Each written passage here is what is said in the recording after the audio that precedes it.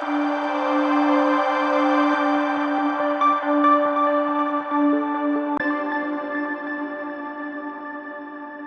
कहानी प्राचीन भारत के एक सुंदर और संपन्न राज्य से शुरू होती है।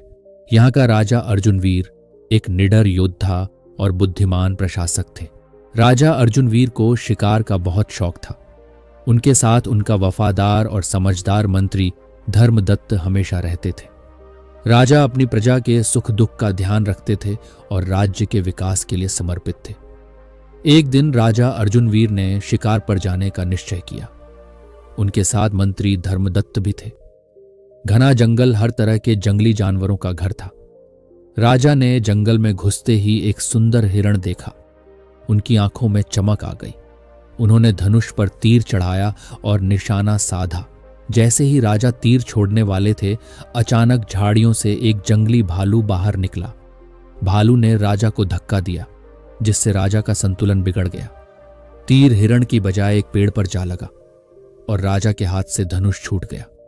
इससे राजा की उंगली कट गई और खून बहने लगा। राजा ने दर्द से चीखते हुए अपनी कटी हुई उंगली देखी। मंत्री धर्मदत्त ने स्थिति को शांत करने की कोशिश करते हुए कहा, महाराज, चिंता मत करें, जो होता है अच्छे के लिए होता है। लेकिन राजा दर्द और गुस्से में थे। राजा इस बात से और भी गुस्से में आ गए। उन्होंने क्रोधित होकर कहा, तुम्हारी यह बातें मुझे और अधिक परेशान कर रही हैं। क्या मेरे घायल होने में भी कुछ अच्छा हो सकता है?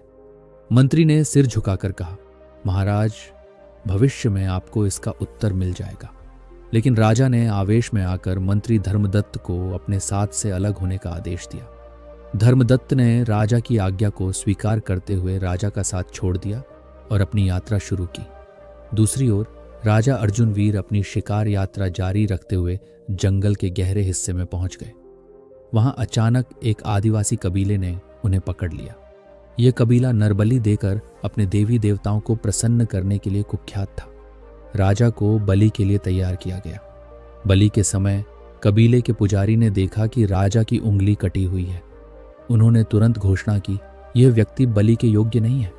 देवी देवता अपूर्ण शरीर वाले इंसान की बलि स्वीकार नहीं करते। यह सुनकर कबीले के लोग राजा को छोड़ने के लिए मजबूर हो गए। इस घटना के बाद राजा अर्जुनवीर को एहसास हुआ कि मंत्री धर्मदत्त की बात कितनी सटीक थी। जो होता है अच्छे के लिए होता है। ये वाक्य उनके दिमाग में गूंजने लगा। उन्होंने तुरंत मंत्री को खोजने का निश्चय किया। कुछ घंटों की खोज के बाद उन्होंने धर्मदत्त को नदी के किनारे ध्यान करते हुए पाया और उन्हें गले लगाकर माफी मांगी। राजा ने सारी घटना सुनाई और पूछा, मंत्री जी, मेरी उंगली कटी, इसमें भगवान ने मेरा भला किया, लेकिन तुम्हें मैंने अपमानित करके भगाया, इसमें तुम्हारा क्या भला हुआ? मंत्री धर्मदत्त मुस्कुराते हुए बोले, महाराज, यदि मैं आपके साथ होता तो आदिवासी मुझे बलि के लिए चुन लेते, क्योंकि मैं पूरी तरह स्वस्थ हूं। इसलिए भगवान जो करते हैं अच्छे के लिए ही करते हैं। इस कहानी से हमें यह सीख मिलती है कि जीवन में जो भी होता है वह किसी न किसी अच्छे उद्देश्य के लिए होता है। भले ही हमें तुरंत समझ ना आए, जीवन की हर परिस्थिति को स्वीकार करना और उससे सीख लेना ही सच्ची बुद्धिमानी है। अगर आपको हमारी ये कहानी पसंद आई हो और इससे कुछ नया सीखने को मिला हो तो हमारे चैनल को सब्सक्राइब करना न भूलें। ऐसी ही कहानियों के लिए जुड़े रहें और वीडियो को लाइक और शेयर जरूर करें। आपका सपोर्ट हमें और बेहतर वीडियो बनाने के लिए प्रेरित करता है। धन्यवाद।